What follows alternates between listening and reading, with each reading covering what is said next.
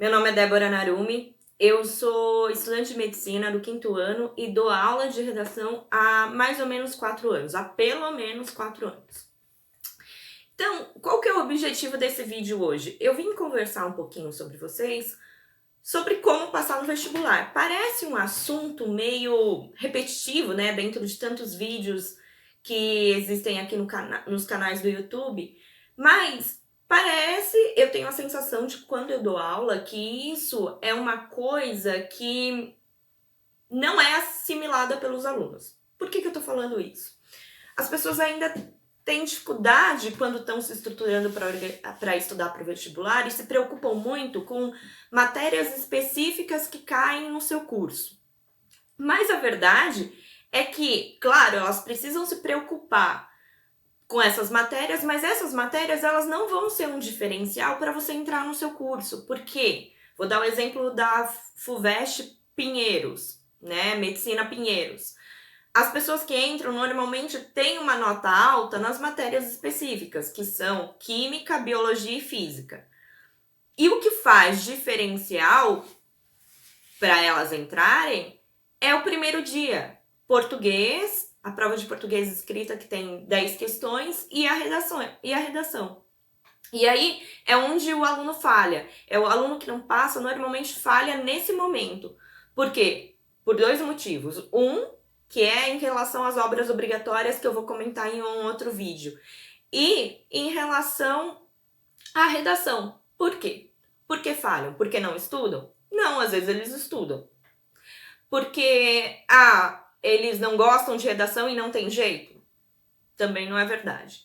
Normalmente, existem 2 polos. Existem o cara que estuda e não vai bem na redação por um motivo. Porque quando ele estuda a redação, ele estuda de um jeito errado a redação. Por que eu tô falando isso? Porque redação é tipo andar de bicicleta, sabe?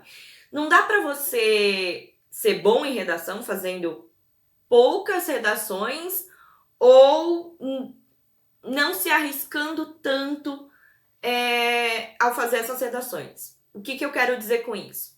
Você vai lá fazer sua redação, só que você pesquisou tudo que podia sobre o assunto antes, né? Aí você passou mais 3 dias pensando sobre o que escrever nessa redação e por fim vai escrever a redação e de repente você fez a sua redação, você entregou, sei lá, para o corretor lá do seu cursinho e veio uma nota alta, só que você chega no vestibular e você não tem uma nota alta. Por que acontece isso? Porque você não está treinando com as situações que você vai ter no dia. Então, uma coisa que eu digo para os alunos, e que às vezes, num primeiro momento, quando eles vão fazer, às vezes frustra um pouco o aluno, é não consultar. Pegue o tema, marque entre 2 horas, 3 horas, se você estiver começando, assim, se você ainda tiver muita dificuldade. Claro, conforme você vai melhorando na redação, você diminui essa quantidade de horas. Mas não é para pesquisar o tema antes, não é para ficar 3 dias pensando. Pega a redação, se propõe a escrever. O texto ficou ruim? Você precisa saber quais são os erros que você tem em pouco tempo. Você não tinha ideia? Mas você se obrigou a pensar em coisas que você tinha na mão, deu um jeito de encaixar, fez uma analogia a isso. Por que eu tô falando isso? Porque quando vier, por mais que você tente juntar temas, você pode juntar 30 mil temas. Aliás, eu odeio chutar temas nas minhas aulas, os meus alunos sabem disso. Você tem que estar parado para qualquer tema. Então, você tem que lidar com essa insegurança de escrever, entendeu? Não dá para ter tudo na mão.